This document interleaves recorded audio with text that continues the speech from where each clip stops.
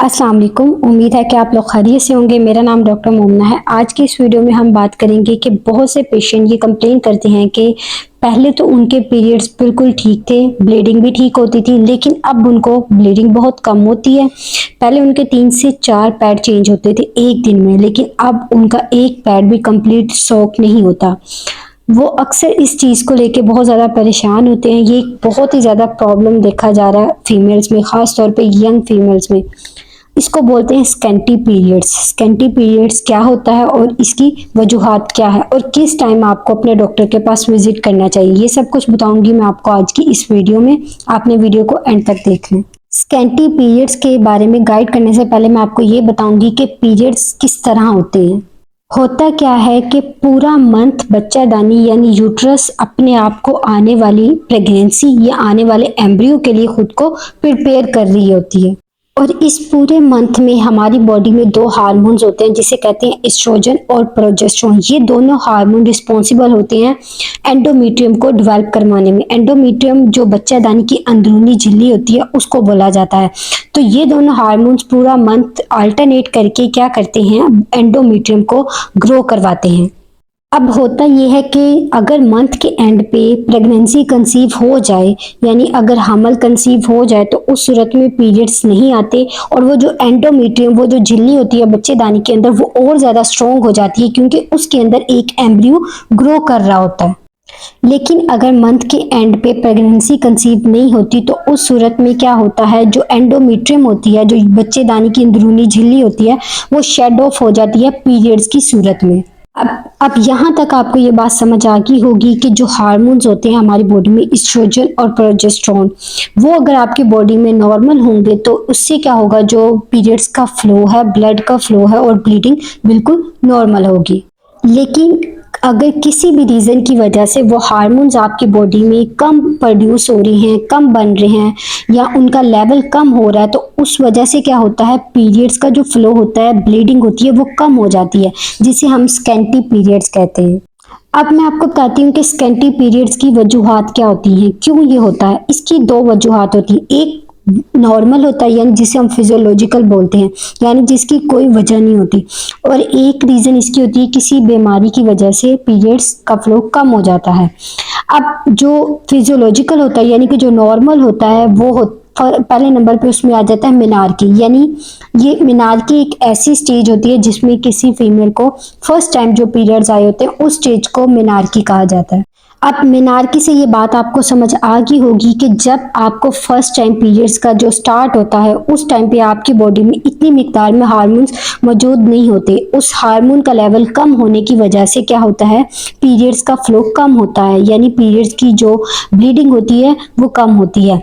और जैसे जैसे एज बढ़ती जाती है उस बच्ची की, तो और वो बच्ची मिच्योर होती जाती है, तो उसके साथ साथ एज के साथ साथ उसकी बॉडी में हार्मोन का जो लेवल होता है एडिकेट हो जाता है, हार्मोन का लेवल इंक्रीज हो जाता है। तो जैसे उसकी बॉडी में हार्मोन का लेवल इंक्रीज होता है, एडिकेट होता है, तो उसके जो पीरियड्स होते हैं, पीरियड्स का फ्लो नॉर्मल हो जाता है।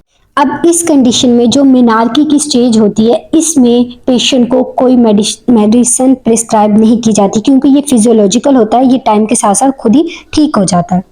उसके बाद नेक्स्ट जो रीज़न आ जाती है स्कैंटी पीरियड्स की, उसमें हमारे पास आ जाता है जिसे फिजियोलॉजिकल कंसीडर किया जाता है, उसमें आ जाता है ब्रेस्ट फीडिंग। नॉर्मली जो फीमेल ब्रेस्ट फीड करवा रही होती है अपने बच्चे को, उनमें क्या होता है, रिप्रोडक्टिव हार्मोन एस्ट्रोजन और प्रोजेस्टेरोन का लेवल कम होता है, और एस्ट्रोजन प्रोजेस्टेरोन का लेवल बॉडी में कम होने की वजह से उनको पीरियड्स इरेगुलर हो जाते हैं, या स्पॉटिंग होती है, या फिर बहुत कम हो जाते हैं। तो ये भी एक फिजियोलॉजिकल प्रोसेस होता है। अब जो अगली रीजन आ जाती है जिसको हम फिजियोलॉजिकल कंसीडर करते हैं, उसमें आ जाते हैं पेरीमेनोपॉजल वुमेन्स। वो वुमेन जिनकी एज 50 के करीब या 50 से अबव होती है, उस एज में जो पीरियड्स होते हैं वो खत्म होने वाले होते हैं, मतलब पीरियड जब एंड होते हैं उसे मेनोपॉज कहा जाता है। उस स्टेज में क्या होता है कि आपकी बॉडी में हार्मोन का लेवल कम हो जाता है, एस्ट्रोजन और प्रोजेस्टेरोन का लेवल, उस लेवल के कम होने की वजह से आपकी जो पीरियड्स होते हैं उसका फ्लो कम हो जाता है। तो ये थी वो कंडीशन जिसमें ट्रीटमेंट की नॉर्मली ज़रूरत नहीं होती, तो इनको नॉर्मल कंसीडर किया जाता है।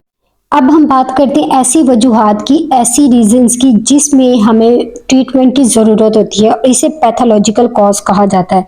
इसमें सबसे पहले आ जाता है स्ट्रेस, और या फिर आपने रिसेंटली बहुत ज़्यादा वेट लॉस किया है, या फिर आपने बहुत ज़्यादा हैवी एक्सरसाइज की है। यहाँ पे मैं आपको एक बात क्लियर कर दूं कि जो हमारी बॉडी में फैट होता है वो एस्ट्रोजन का एक मेजर स्टोरेज एरिया होता है। अब होता क्या है कि अगर आप बहुत ही शॉर्ट ड्यूरेशन में बॉडी का वेट कम करते हैं या फिर वेट लॉस करते हैं, तो उससे क्या होता है, सडनली जो आपकी बॉडी में एस्ट्रोजन का लेवल होता है वो कम होना शुरू हो जाता है, जिसकी वजह से आपके जो पीरियड्स होते हैं इरेगुलर हो जाते हैं, यानी स्किंटी पीरियड्स होते हैं, ब्लड का फ्लो कम हो जाता है एस्ट्रोजन हार्मोन के लेवल के कम होने की वजह से। उसके बाद एक बहुत ही इंपॉर्टेंट चीज़ जिसके बारे में सबको पता होगा, बहुत सी पेशेंट इसकी देखी जाती हैं जिनको बहुत ज़्यादा इसका प्रॉब्लम होता है, जिसे बोलते हैं पॉलीसिस्टिक ओवेरियन डिजीज, पीसीओएस। अब इसमें भी क्या होता है, हार्मोनल इम्बैलेंस होने की वजह से आपकी बॉडी में हार्मोन का जो बैलेंस है वो ठीक नहीं रहता, तो उस वजह से आपके जो पीरियड्स होते हैं वो इरेगुलर हो जाते हैं और आपके पीरियड्स का फ्लो कम होता है। मोस्टली क्या होता है, फीमेल्स ये कंप्लेन करती हैं उनको या तो बहुत कम आती हैं या फिर 3-3 महीनों बाद आती हैं। उसके बाद अगर आपको कोई थायराइड की बीमारी है, उसमें पेशेंट को बहुत ज़्यादा देखा जाता है कि उनके पीरियड स्कैंटी हो जाते हैं। उसके अलावा और भी कुछ मेडिकल कंडीशंस होती हैं जिसकी वजह से उनकी बॉडी में हार्मोन का लेवल इम्बैलेंस होता है और उनको स्कैंटी पीरियड का प्रॉब्लम फेस करना पड़ता है।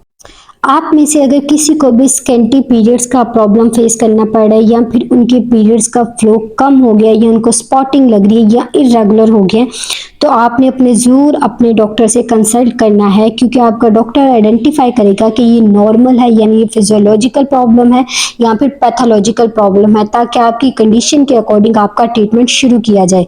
उम्मीद करती हूँ कि स्कैंटी पीरियड से रिलेटेड, इरेगुलर पीरियड से रिलेटेड ये वीडियो आपके लिए हेल्पफुल रही होगी। अगर आपको ये मेरी वीडियो पसंद आई है तो आप मुझे सब्सक्राइब करें, मेरे चैनल को सब्सक्राइब करें, मेरी वीडियोस को लाइक करें। उसके अलावा अगर आपका कोई भी क्वेश्चन है तो आप मुझसे कमेंट सेक्शन में पूछ सकते हैं। मिलते हैं नेक्स्ट वीडियो में, तब तक के लिए अल्लाह हाफिज़।